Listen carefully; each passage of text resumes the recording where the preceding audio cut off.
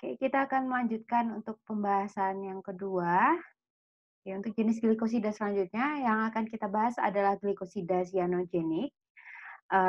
Dengan nama lain adalah glikosida cyanospora. Seperti yang kita ketahui, waktu farmakognosi juga sudah kita bahas ya. Ini glikosida cyanogenik itu merupakan glikosida yang tersusun atas senyawa yang mampu melepas HCN pada saat proses hidrolisis. Jadi, HCN ini merupakan hasil akhir dari proses hidrolisis, di mana ikatan glikosida, tadi kan kita tahu ya glikosida itu dihubungkan oleh suatu jembatan glikosida. Nah, ikatannya ini dapat terhidrolisis dengan adanya enzim beta glukosidase. Dan untuk menghindari adanya autotoksisitas pada tanaman antara substrat dan enzim, substratnya ini merupakan glikosidanya, sedangkan enzimnya ini merupakan glukosidase tersebut disimpan dalam kompartemen sel atau jaringan yang berbeda. Jadi sebagai contoh, sebelah kiri kalian bisa lihat ini adalah tanaman sorghum. Sorghum ini mengandung glikosida cyanogenik. Dan pada daun sorghum ini beta glukosidase yang merupakan enzim tadi penghidrolisis terletak pada mesofil daun. Sedangkan substratnya terletak pada sel epidermis. Seperti kita tahu ya, kan ada epidermis, kemudian ada mesofil. Nah, enzimnya ini, betanya itu letaknya ada di epidermis, sedangkan substratnya atau glikosidanya itu letaknya di epidermis. Makanya kalau misalkan beda letak, ya kan tidak bakal terjadi proses hidrolisis tersebut. Tapi kalau misalkan ada integritas yang dapat mengganggu, baik mengganggu sel epidermisnya atau mengganggu sel mesofilnya, maka nanti ya bisa gabung gitu. Kalau misalkan substrat bergabung dengan enzim, otomatis kan bakal terjadi reaksi hidrolisis dan endpoint-nya akan melepas asam sianida. Ingat kembali, ini merupakan proses cyanogenesis, yaitu pembentukan dari asam sianida, hidrogen sianida. Kita bisa lihat ini contoh dari glikosida cyanogenik ini adalah prunasin, di mana prunasin ini, nah kita bisa lihat ya, ini ada gulanya, memang ada HCN-nya. Prunasin ini kalau misalkan berinteraksi dengan enzim beta glukosidase, maka dapat mengalami reaksi berubah menjadi cyanohidrin yang bersifat tidak stabil. Jadi kalian bisa lihat ini gulanya lepas, diganti dengan hidrogen, dan selanjutnya bakal mengalami reaksi lebih lanjut sehingga akan berubah menjadi benzaldehid. Ya. Benzaldehid dan juga ada hidrogen sianida yang dinamakan dengan fluoric acid. Jadi ini proses cyanogenesis, yaitu pembentukan HCN di mana melibatkan enzim beta glukosidase. Contoh dari enzim beta glukosidase ini ada amigdalase, misalkan untuk mengkonversi amigdalin, dan kemudian ada juga linamarinase, ini mengkonversi dari glikosida linamarin. Nah, HCN ini memiliki beberapa karakteristik seperti rasanya pahit, baunya seperti almond, dan tidak semua orang ini bisa mengkonsumsi HCN, yaitu maksud saya adalah glukosida yang mengandung HCN, karena bisa saja pingsan seperti itu. Dan ini adalah beberapa jenis tanaman yang mengandung glikosida cyanogenik. Waktu di farmakognosi juga sudah kita bahas, yang ada bitter almond, kandungannya ada amigdalin ya, kemudian ada wild cherry bark, kemudian ada linseed, linum, kemudian ada apricot, ini buah yang cukup mahal, kemudian ada singkong, kedelai, 5 bean, bukan kedelai, iya kedelai, kemudian ada sorghum. Nah, ini adalah beberapa contoh glikosida cyanogenik yang ditemukan pada beberapa tanaman yang tadi mungkin sudah disebutkan. Ada amigdalin, ini terkenal, ini ditemukan pada bitter almond atau Prunus amygdalus. Kemudian pada tanaman singkong atau manihot itu ditemukan glikosida yang namanya manihotoksin. sesuai dengan nama ini ya, spesiesnya. Kemudian ada juga sambu nigrin, ini ditemukan dari tanaman Sambucus nigra atau elderberry, dan apricot yang gambarnya dari tadi muncul, ini mengandung amigdalin sama seperti bitter almond. Dan ada juga jenis prunus lainnya yaitu Prunus serotina. Nama tanamannya adalah wild cherry. Nanti yang kita ambil adalah bagian kayunya, kulit kayu. Nah, ini nama kandungannya adalah prunasin. Dan yang terakhir ada linseed atau linum. Ini nama nyawanya adalah Glycosida linamarin. Tapi nanti yang saya bahas cuma sedikit saja. Setidaknya kalian sudah mengetahui ada jenis apa saja gitu dari Glycosida cyanogenik.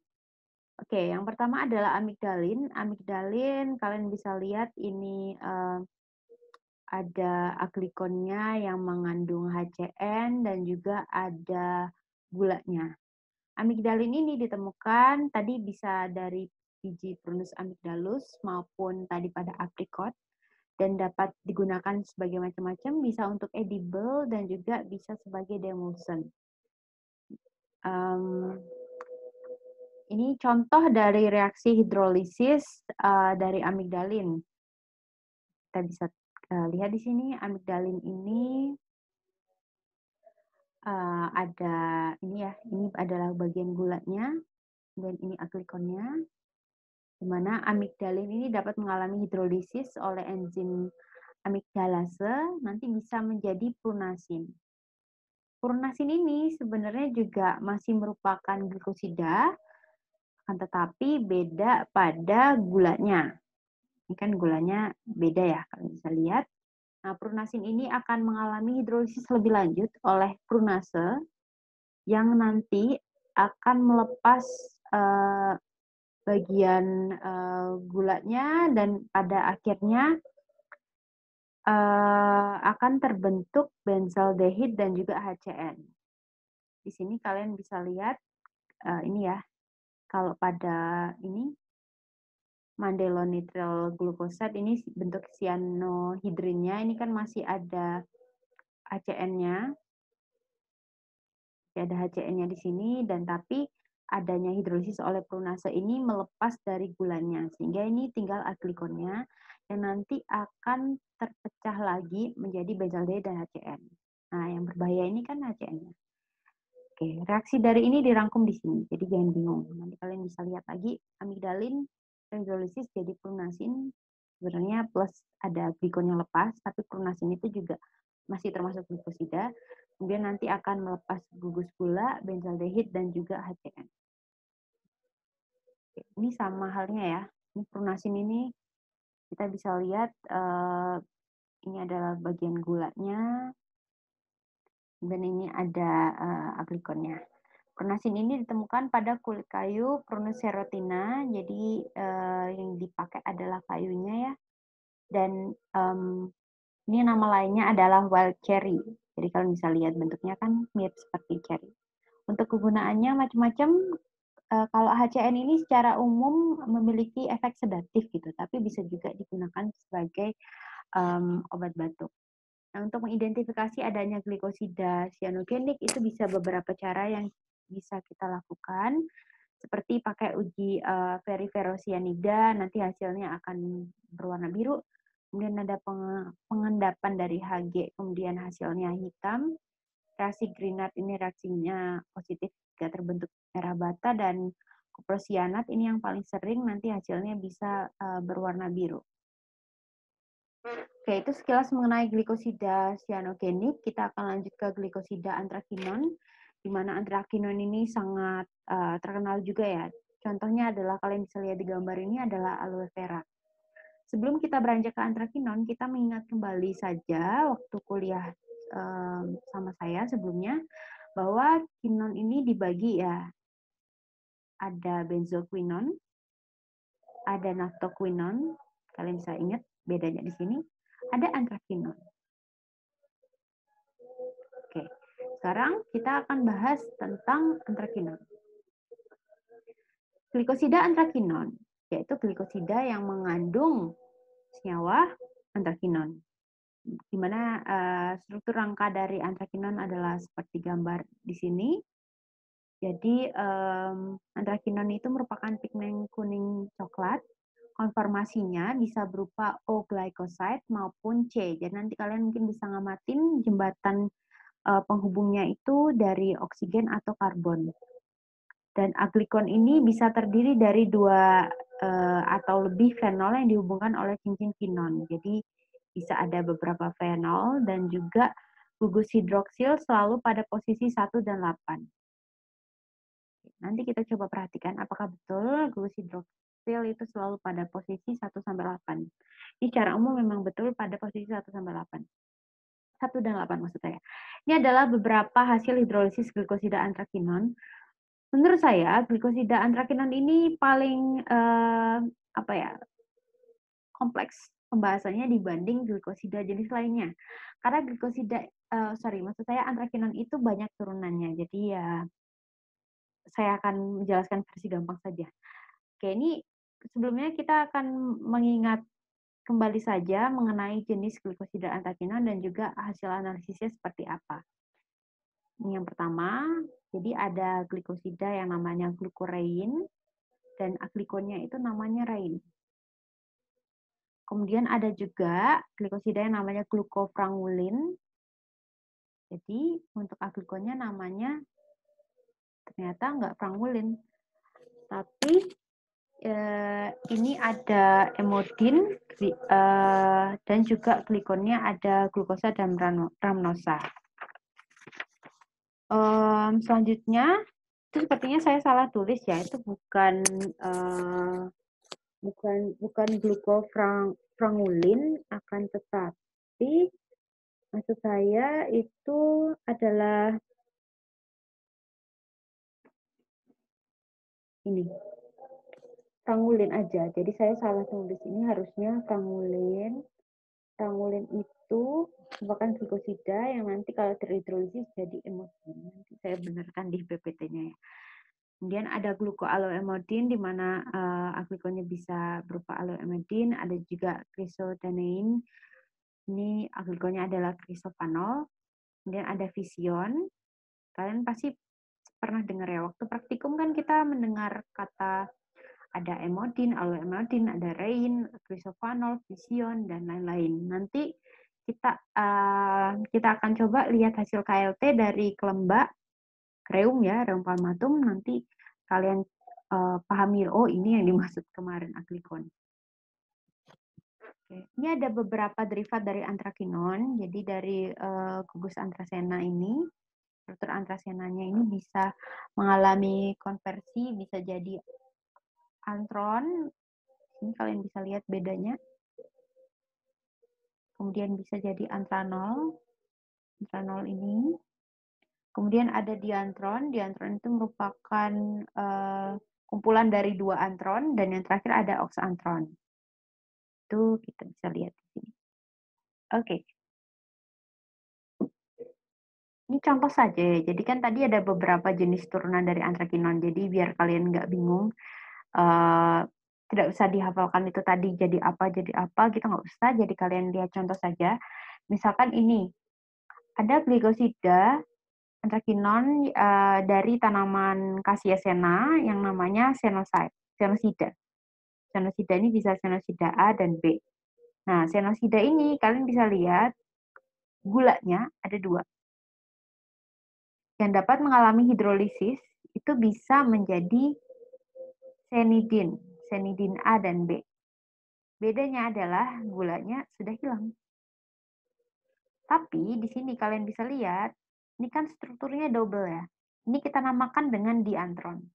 Tadi kan kalian lihat ya, ada antron, ada diantron, seperti itu. Nah, nanti senidin ini dapat mengalami hidrolisis lebih lanjut, ini jadi antron. Antronnya ini jenisnya rein.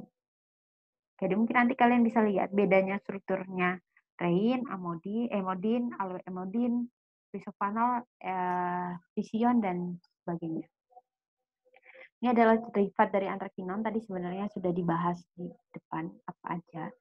Jadi ada antron, ada antranol, Ini bisa saja sendiri ataupun bisa terikat dalam glikosida. Dan antron ini warnanya kuning. Kalau antranol ini kuning kecoklatan. Perbedaannya adalah saat kita lihat di fluoresensnya dan juga pada kelarutannya di alkali. Kalau misalkan antron ini larut di alkali, sedangkan antranol ini tidak larut di alkali. Maksud saya antron ini tidak larut di alkali, tapi tidak memancarkan sinar UV, sedangkan antranol ini larut di alkali dan menunjukkan fluoresensi yang kuat. Kalau oksantron atau diantron ini adalah kumpulan dari dua molekul antron yang bergabung, bisa sama, bisa enggak. Kalau tadi kan kita lihat senidin itu kan sama ya, identik. Nah, tapi tidak harus sama seperti itu, bisa juga beda.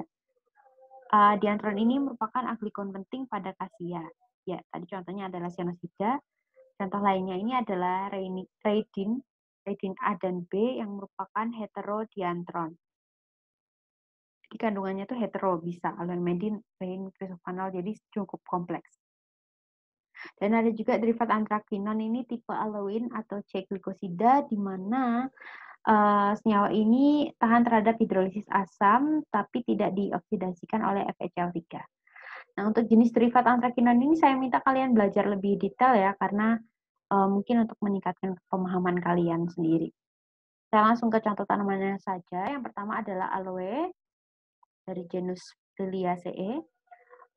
Yang kita kenal adalah aloe vera, tapi sebenarnya antrakinon itu ditemukan yang pertama di aloe barbadensis dengan kandungan utamanya adalah aloin dan barbaloin. Kalian bisa lihat untuk senyawa fitokimianya ini bisa mengandung resin dan juga C-glikosida, bisa berupa aloin, barbaloin, dan isobarbaloin. Kalian bisa bedakan ya, ini strukturnya dari glikosida, barbaloin, dan juga aloin ini kan glikosida. Sedangkan aloemodin ini merupakan aglikonnya. Jadi jangan sampai bingung. Mohon diingat, aloemodin ini tidak hanya ada di aloe saja, bisa juga ada di tanaman lainnya. Jadi mirip-mirip gitu kandungannya. Kemudian ada rubab atau kelembak, nama ilmiahnya adalah Rheum palmatum. Yang dipakai adalah radix. Jadi simplicianya kita namakan radix.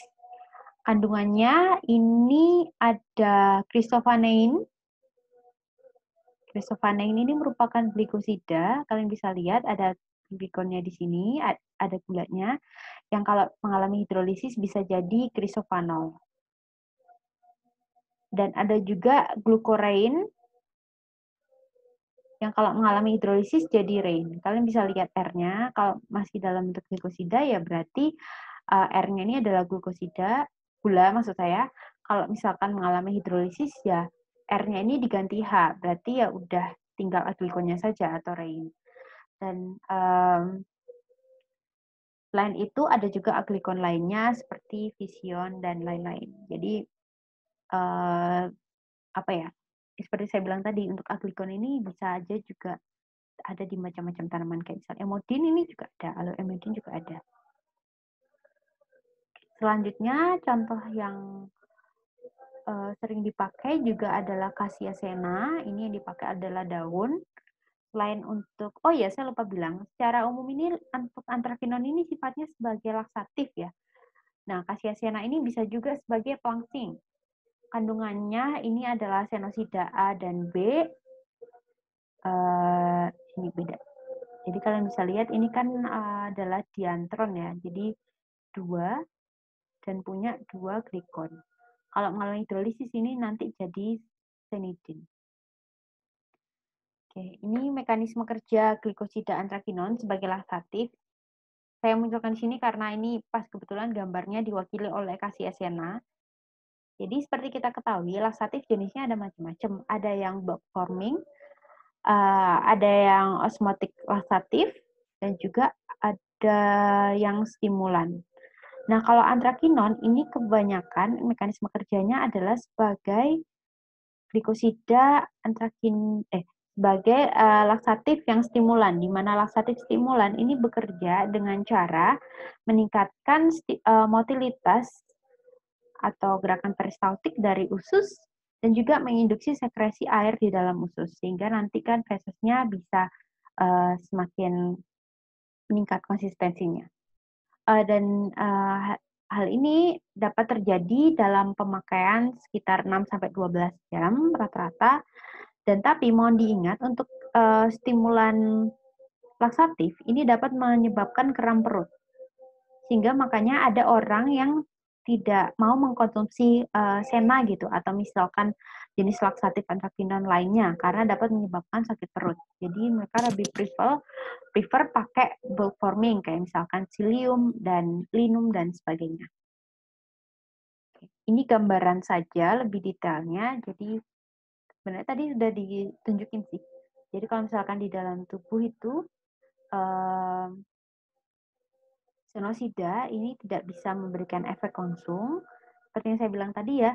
Jadi kalau untuk memberikan efek laksatif itu harus mengalami hidrolisis dulu menjadi antron. Antronnya ini yang rein tadi. Ini yang senidin, ini yang rein. Ini tadi ya, dapat diisolasi dari kasia sena dan kasia lainnya. Kemudian bentuknya dimer, tadi ada 2, dan digunakan untuk konstipasi kronik karena ini merupakan laksatif kuat. Efek sampingnya juga kuat, saking kuatnya dapat menyebabkan kram perut.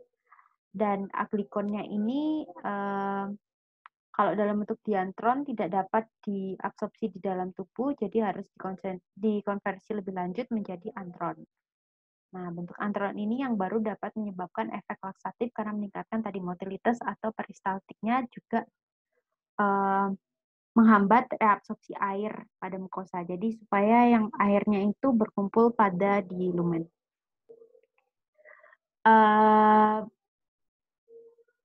Oke, selanjutnya ini adalah farmakokinetik dari glikosida antrakinon.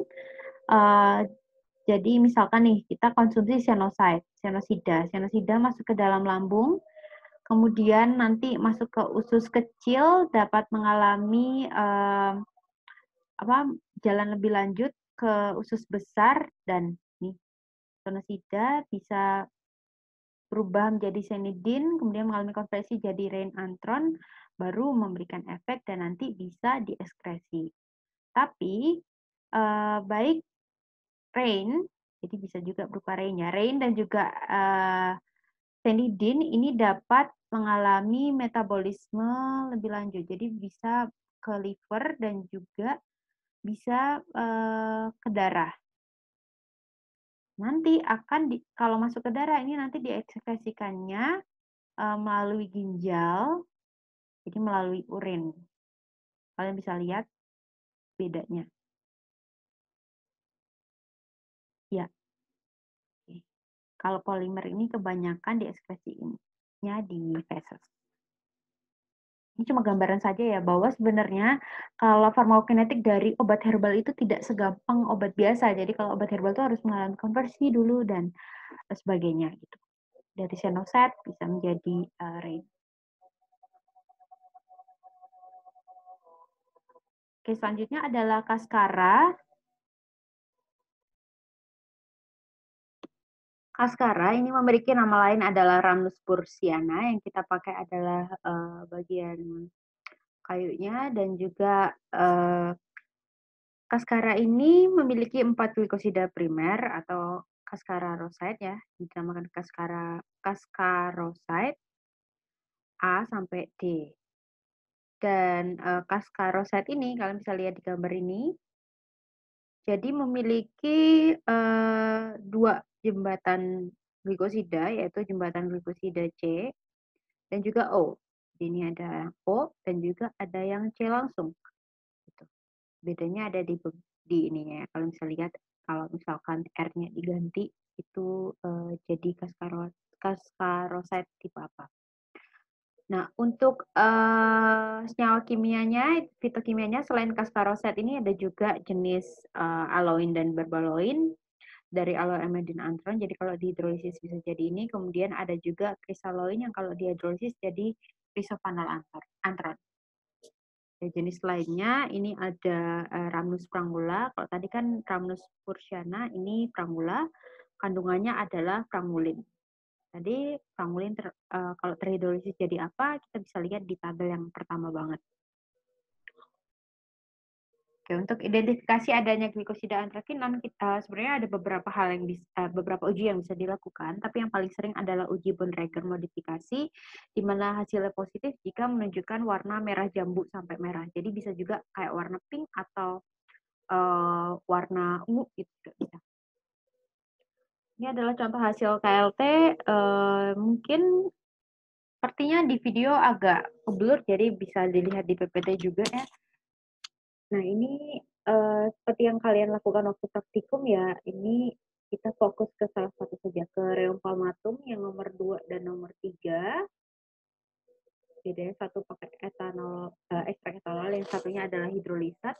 Dan di sini pakai standar Rein dan juga emodin. Kita lihat yang T1 dan juga T3 mungkin ya.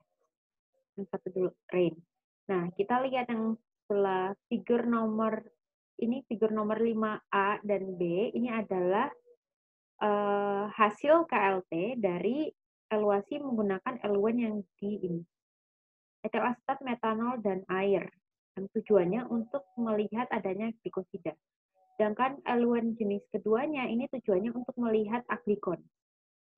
Jadi kita fokus yang 5A dulu ya, yang glikosida. Di sini kita bisa lihat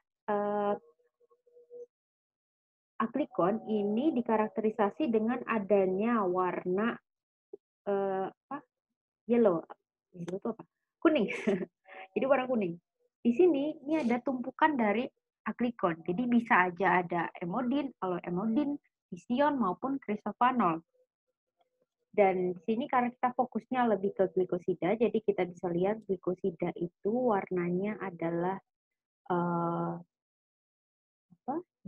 apa namanya nih, coklat kemerahan, RF-nya sekitar 0,45 sampai 0,55. Ini kita bisa lihat 0,5 kalau kita tarik, berarti ya kisaran ini ya. Itu adalah monoglikosida. Jadi ini adalah glikonnya. Kemudian juga ada di glikosat itu di range-nya 0,1 sampai 0,3, jadi kisaran bawah sini. Kemudian, nah di sini kalau misalkan Rein ini karena bersifat polar, letaknya di RF 0,45. Yang overlap kalau di sampel nomor 1 ini overlap dengan warna biru. Oke, kemudian kita lanjut ke yang aglikonnya. Misal ya, kita mau lihat aglikonnya. Jadi untuk Rheum palmatum ini gambar sampel nomor 3. T1 ini adalah Rein. Rein letaknya berarti di sini, RF-nya kisaran ini. Jadi RF yang didapatkan dari pakai eluen yang beda ini bisa berbeda ya. Kalian bisa lihat kalau yang eluen petroleum etil asetat sama asam formiat ini tujuannya kan untuk melihat aglikon, sehingga nanti di sini kita bisa lihat berbagai macam jenis aglikon seperti emodin, ada krisofanol dan pision. Jadi kalau emodin itu kisaran 0,15 sampai 0,25. Ini yang kalau yang digambar pakai 365 kisaran ini. Kalau misalkan emodin saja itu kisaran 0,3-an. Mungkin di gambar ini ya terlihat lebih jelas. Terus kalau misalkan oh ya ini kan sorry, maksud saya salah nada ini emodin adalah yang sini karena T3 itu kan emodin. Di emodin itu T3 letaknya di sini. Kemudian jadi ini Rein, kemudian ini emodin di sini. Kemudian ada krisofanol dan pision itu sekitar 0,6 sampai 0,7. Berarti jadi kita bisa tahu, sekarang kalian tahu ya bahwa glikosida itu RF-nya bisa beda antara gulanya sama nanti kalau misalkan sudah dihidrolisis menjadi aglikon. Yang selanjutnya adalah glikosida isotiosianat atau yang kita namakan dengan glukosinolat. Saya lebih sering ngomong glikosinolat karena lebih gampang sih. Nah, glukosinolat ini ditemukan pada punggen plant, yaitu tanaman yang memberikan bau menyengat, jadi bau tertentu. Ini biasanya adalah mustard ya, atau kayak sawi atau brokoli gitu. Nah, ini kenapa bisa muncul bau menyengat? Ini karena adanya mustard oil yang didapatkan saat tanaman mungkin dipotong atau dikunyah. Sebenarnya nggak nyengat banget sih, maksudnya khas gitu. Contoh senyawanya adalah sinigrin, sinalbin, dan juga gluconapin. Saya kasih contoh cuma 2. Yang pertama adalah sinigrin. Ini ditemukan pada Brassica nigra atau Sinapis nigra, ini sama saja. Ini merupakan black mustard. Dan juga kita bisa lihat di sini, kalau ini adalah glikonnya ya. Ini dihubungkan oleh jembatan sulfur. Jadi ini adalah glikonnya. Ini sinigrin. Ini merupakan proses hidrolisis dari sinigrin. Kalian bisa lihat ini tadi gambar versi lainnya, ini glikonnya, kemudian ini jembatannya, ini adalah glikonnya. Sinigrin ini akan mengalami hidrolisis oleh enzim mirosinase atau mirosin. Kalau mohon diingat kalau yang tadi untuk yang cyanogenik kan beda ya enzimnya. Jadi kalau ini juga ada. Nah, nanti mirosinase ini akan memecah glikosida, jadi glukosanya atau gulanya itu keluar sehingga didapatkan aglikon saja. Mana ini nanti hasil akhirnya bisa beda. Kalau misalkan di pH 4 ini jadi alil cyanida, kalau misalkan di pH 7 jadi alil isotianat. Lah, alil isotianat ini merupakan minyak penguap yang bertanggung jawab pada karakteristik baunya. Jadi kenapa tadi ini disebut dengan punggen plant gitu kan, atau baunya menyengat, ini karena adanya alil isotiosianat. Oke, ini contoh yang kedua adalah sinalbin, didapatkan dari Brassica alba atau Sinapis alba, yang nama lainnya adalah white mustard. Warnanya ini ya, light gitu, muda gitu, coklat muda. Kalau tadi kan kayak gelap. Nah, fungsinya sebenarnya sama yang sinigrin, juga bisa sebagai counter iritan dan juga rubefacient. Rubefacient itu untuk meningkatkan dilatasi dari pembuluh darah tapi secara topikal. Ini proses hidrolisis sinalbin kurang lebih sama seperti tadi ya. Jadi adanya enzim mirosin, kalau sama aja mirosin atau mirosinase dapat menyebabkan hidrolisis sehingga nanti gulanya jadi lepas, kemudian nanti menghasilkan alkenyl isotiosianat. Pokoknya isotiosianat ini adalah kuncinya karena tadi kan nama lainnya adalah glikosida isotiosianat. Ini adalah contoh dari glikosida isotiosianat. Saya agak susah manggilnya nih. Ini untuk KLT-nya, tapi saya dapat ini yang kombinasi ya. Kalian bisa lihat di nomor 4 dan 5. 4 dan 5. 4 itu adalah yang alba, yang white, sedangkan yang nigrum itu yang nomor 5. Ini pakainya adalah standar yang kita lihat yang nomor T4 aja. T4 itu sinalbin dan T5 sinigrin. T4 itu sinalbin dan T5 itu adalah sinigrin. Kalau sinigrin itu tadi seperti yang saya tampilkan sebelumnya, ditemukan banyak kalau misalkan di Brassica nigra ya. Jadi di yang black. Kalau sinalbin itu biasanya ditemukannya di yang white atau ya tadi sinapis yang alba. Saja kalian bisa lihat lebih detailnya di tulisannya sini di sebelah kiri mas saya. Oke, terima kasih sih. Ini sinigrin sinalbin RF-nya berapa gitu. Yang terakhir adalah glikosida alkohol. Sebenarnya ada banyak, tapi saya jelasin 6 saja. Rasanya ini juga sudah banyak ya. Contoh dari senyawa glikosida alkohol ini adalah salisin. yang ditemukan pada willow bark tree, willow tree ya. Jadi kita ambil dari barknya, yang salisin ini dapat mengalami hidrolisis menjadi asam salisilat. Ingat, asam salisilat itu dari salisin yang merupakan jenis glikosida alkohol. Asam salisilat merupakan aglikonnya yang nanti sebenarnya akan disintesis lebih lanjut, bukan di tubuh ya, tapi maksudnya oleh industri farmasi, oleh peneliti itu ditambahkan gugus asetil sehingga menjadi asetil salisilat, salicylic acid atau yang kita sebut dengan aspirin. Jadi kalian kan juga tahu kalau misalkan aspirin itu merupakan hasil sintesis atau modifikasi dari asam salisilat, di mana ini berpengaruh pada efektivitasnya. Kalau aspirin ini bisa digunakan sebagai antiplatelet, sedangkan kalau asam salisilat ini lebih ditujukan untuk fungsinya sebagai antipiretik dan juga antiinflamasi. Dan kalau efeknya terhadap lambung itu sebenarnya asam salisilat itu lebih tinggi dibanding asam asetil salisilat atau aspirin. Nah, sama seperti yang pada Sena ya, jadi kalau salisin kita konsumsi di dalam tubuh juga dapat mengalami konversi menjadi salicylic acid. Ya. Jadi ini salisin dapat mengalami konversi jadi salicylic alkohol, karena tadi ini namanya glikosida alkohol, tapi dapat mengalami konversi lebih lanjut ini menjadi asam salisilat. Ini merupakan gambar farmakokinetiknya dari salisin di dalam tubuh, cukup ribet. Jadi kalau salisin saja ini tidak bisa diabsorpsi, jadi harus mengalami konversi dulu menjadi salisil alkohol.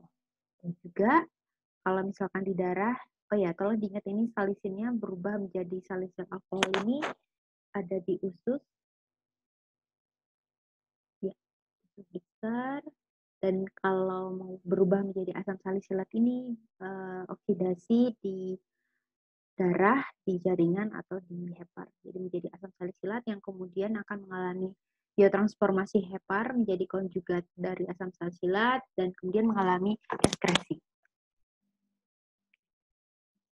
Ini adalah contoh analisis KLT dari glikosida alkohol, yaitu dari salik spesies. Ini ada banyak sekali saliknya. Kita lihat saja di T1 ini ada salisin. T1 salisin. Ya, salisin ini RM-nya sekitar 0,4. Jadi kalian bisa lihat ini warnanya agak coklat dengan pewarna vanilil asam asetat glasial dan pengamatan visual. Kalau ya, ini kalian bisa lihat untuk sampelnya ada beberapa salik, mungkin nanti bisa dibaca ya tulisan yang di sebelah kiri ini ada apa saja untuk senyawa yang di situ. Kemudian ini T1 kalau pakai eluen yang berbeda, ini kan gambar 4B. Oh iya, sama deh, eluennya sama. Jadi bisa dilihat ini letaknya dari salisin. Ya, mungkin nanti kalian bisa di breakdown lebih lanjut, ini ada apa saja. Kalian cukup belajar KLT yang saya tampilkan di sini. Oke, itu saja. Sebenarnya masih banyak lagi seperti yang ada di video part 1 ya. Ada glikosida flavonoid, flavonol ya, kayak quercetin, rutin, dan sebagainya. Kayak quercetin itu juga harus mengalami hidrolisis juga di dalam tubuh baru bisa memberikan efek. Sama juga kalau yang tanin dan lain-lain. Itu saja kuliahnya terkait materi glikosida. Mungkin untuk lebih lengkap kalian bisa baca catatan waktu kuliah farmakognosi, jadi saling melengkapi, dan juga mungkin dari beberapa kuliah lainnya yang terkait, misalkan kuliah tentang steroid, ada steroid, terpenoid, saponin. Jadi kalian belajar, karena ini kan kita belajar cuma glikosidanya saja. Tapi sebenarnya kalian harus paham dulu mengenai aglikonnya. Jadi kalian buka kuliah fitokimia yang lainnya. Itu saja dari saya. Terima kasih atas perhatiannya. Selamat belajar. Wassalamualaikum warahmatullahi wabarakatuh.